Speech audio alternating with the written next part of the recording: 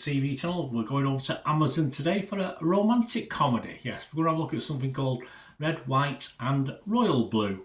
Please, if you're new to the channel, push the subscribe button, push the bell notifications. Great to have you on board.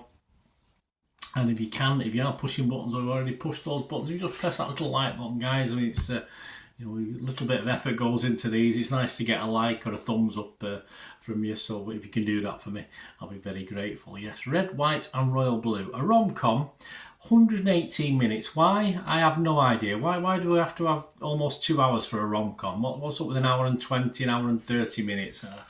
I do wonder sometimes as though they're just trying to prove that, we spent this much money, yeah, we'll get 2 hours out of it. Totally not right.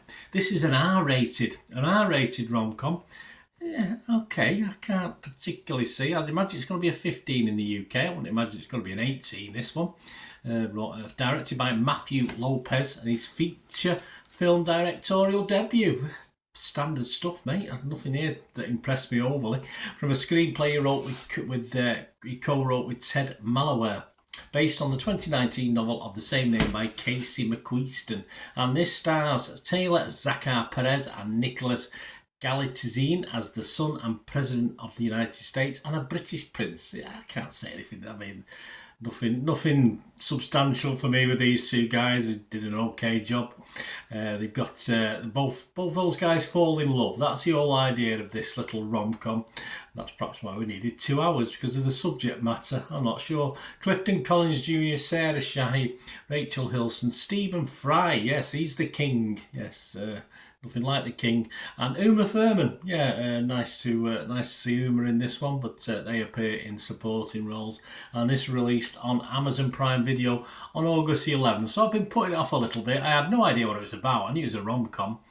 I didn't know, obviously, there was two gentlemen at the centre of the rom-com, which is fair enough. Nothing wrong with that.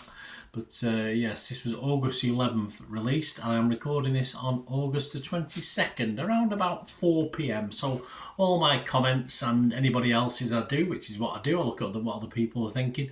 Whereas at the 22nd of August. So it is about, the story focuses on Alex Claremont Diaz, the first son of the President of the United States, and his rivalry. Very quickly gets over this rivalry. They don't drag it out, put it that way, with the young Prince Henry. After causing a major uproar at the older prince's brother's wedding, the two are forced to avoid a national incident by upplaying their non-existent friendship with a goodwill visit to the UK. We know where this is leading, don't we? Their rivalry soon turns into a forced friendship and then blossoms into something even more. Lovely. The two try to keep their relationship a secret despite their highly public lives amid his mother's re-election campaign as the first female president, and the other guy being the spare in the royal family. So interesting premise. Nothing wrong with the premise. For a rom-com, it could have made it quite funny. Was it? Not particularly for me. The critics are, what are they saying? Rotten Tomatoes, yes, they like it. 6.5 out of 10. 104 reviews and scores. 77% positivity. So that's okay. 6.5 out of 10. 80 fresh and 24 rotten.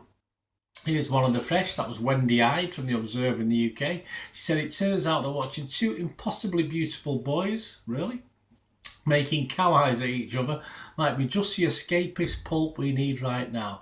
Well, whatever floats your boat, Wendy. It wasn't escapist pulp for me, but I'm with the wrong persuasion, I think, with this one. And there was one rotten, Benjamin Lee from The Guardian. He said the romance between the two leads goes from slightly rough to very smooth to back again, with little too much ease. The plot never offering us enough juicy conflict. I agree, despite the circumstance, and the two actors failed to give us enough chemistry. I absolutely agree with this. Not enough funny characters, not enough to hang your hat on. Pardon the pun, perhaps. I don't even think the two leads were that interesting, which is a shame. The website's consensus reads, though, amusing and endearing. Red, White and Royal Blue is cheerfully formulaic rom-com that embraces inclusion without falling back on stereotypes. I think it does fall back on stereotypes. I think that's one of the problems with it, is formulaic and stereotypical for me. Some of the humour, where they try to make jokes, it's been done before, it's not even funny. Metacritic, the other site we'll look at, a little bit less, but still positive. 62 were quite positive on this from 25 critics, and it got 11 positive and 14 mixed. No negative, so that's okay. And it scored anywhere between 40 out of 100 and 100 out of 100. Positives include RogerEbert.com. He said they give this 88. Nell Minow for RogerEbert.com. Director Matthew Lopez makes an impressive feature debut with Red, White and Royal Blue, a love story that skillfully blends the familiar beats of a classic movie romance with distinctive details of two of the world's most public young men trying to keep their relationship private. Didn't delve deep enough into it for me. It wasn't that interesting.